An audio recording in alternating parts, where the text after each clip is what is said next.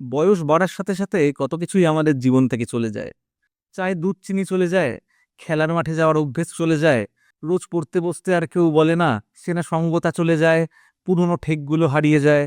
খাসির মাংস, লুচি, সিঙ্গারা, চপ, কড়া পাকের মিষ্টি কত কিছুই তো জীবন থেকে আস্তে আস্তে হারিয়ে যায়। আর হারিয়ে যায় সময়, হারিয়ে যায় সঙ্গতা, হারিয়ে যায় খুব কাছের মানুষ। একটা সময় যে খুব কাছের ছিল, যে সঙ্গতা খুব প্রিয় ছিল, যে আড্ডার ঠেক ছাড়া ভাবাই যেত না যে দিন কাটবে, সেসবগুলো কেমন একটা হারিয়ে যায়। বেড়ে ওঠা মানে কি শুধুই বয়স বাড়া?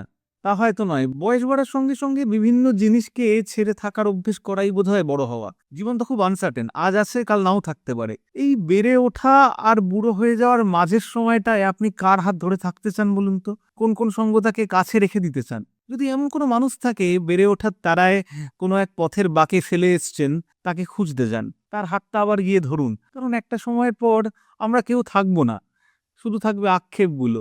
এটা হলে কেমন হতো, ওটা না হলে কেমন হতো, যদি একবার এখানে ফিরে যাওয়া যেত কেমন হতো, যদি একবার ওখানে না যাওয়া যেত কেমন হতো।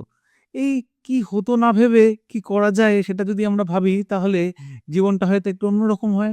এই ছেড়ে যাওয়াগুলো হয়তো থাকবে, ছেড়ে যাওয়াগুলো ধ্রুব, কিন্তু নতুন করে আবার ধরতে চাওয়ার ইচ্ছেটা যতদিন থাকবে ততদিন আমরা সকলে বেঁচে থাকবো।